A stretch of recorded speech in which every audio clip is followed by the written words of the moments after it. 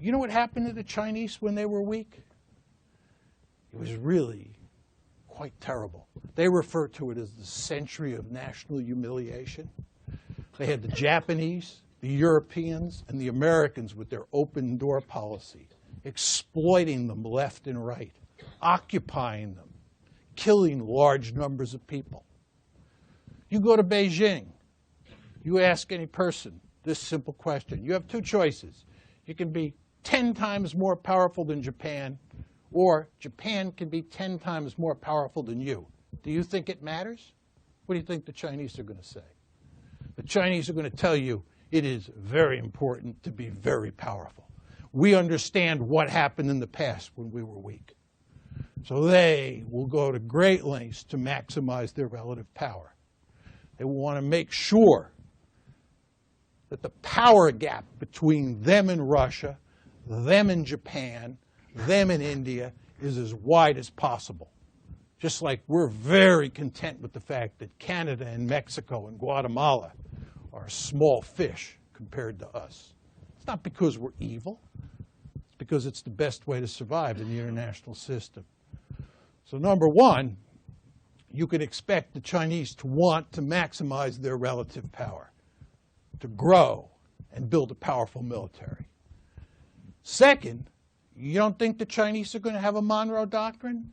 You think it's okay for us to be terribly upset when the Soviets send troops or missiles to Cuba, but they shouldn't get upset when we run aircraft carriers or aircraft up and down their coast because we're a benign hegemon or some nonsense like that. My mother taught me when I was a little boy, what's good for the goose is good for the gander. The same basic logic that applies to us should apply to them. Why shouldn't they want a Monroe Doctrine?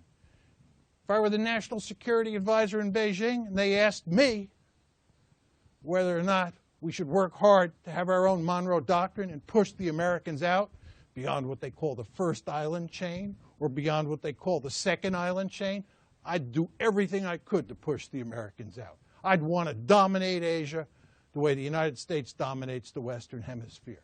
Is that because the Chinese are evil? Is it because they have a different culture than we do? Absolutely not. My argument here, as you've all surely figured out, is a structural argument. The structure of the international system leaves you little choice when you're powerful but to try and dominate your region of the world. So you read the newspapers over the next 20, 30 years, you'll see lots of evidence of the Chinese talking about dominating Asia, about pushing the Americans as far away as possible. Because they're not going to be happy about our aircraft carriers and our aircraft and our ground troops sitting on their doorstep for the same reason we're never happy when anybody does that to us. Now, what is the United States likely to do? How's the United States likely to respond? The record here is very clear. Imperial Germany, Imperial Japan, Nazi Germany, and the former Soviet Union. We're not going to allow China to dominate Asia. This is the basis of the pivot to Asia.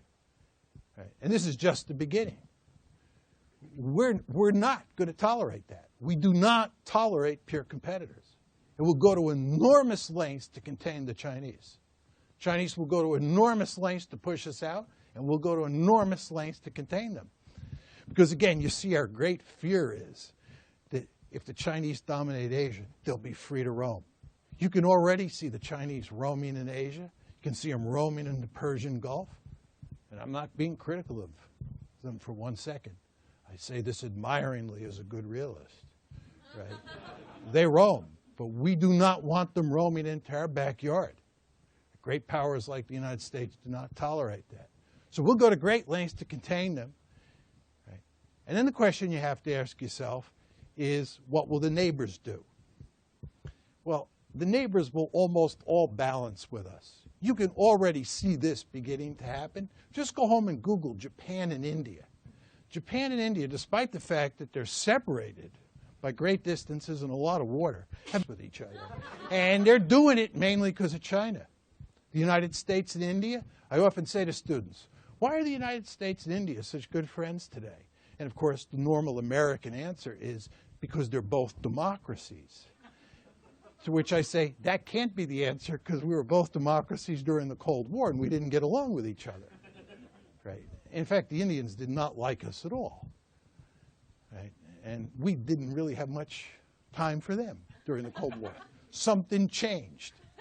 And that something that changed is China. Right? The Indians are very nervous about China.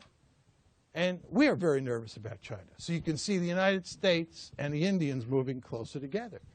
The balancing coalition will look like this. It'll include Japan, South Korea, Taiwan, Singapore, Australia, Indonesia, India, Russia, and the United States. Those will be the core players. Right? And the interesting question is what happens with countries like Pakistan, Myanmar, Laos, Cambodia. Right? Those are the four that are likely to be on the other side. But we will have all the powerful countries in Asia on our side. They'll be part of the balancing coalition. And the main reason is that those countries live next door to China, and China is much more of a threat to them than the United States is. Same reason everybody balanced against the Soviet Union and didn't balance against the United States, because the Soviet Union, being a neighbor of the countries in Europe and in Northeast Asia, was a much greater threat than the United States was. So that'll be the balancing coalition.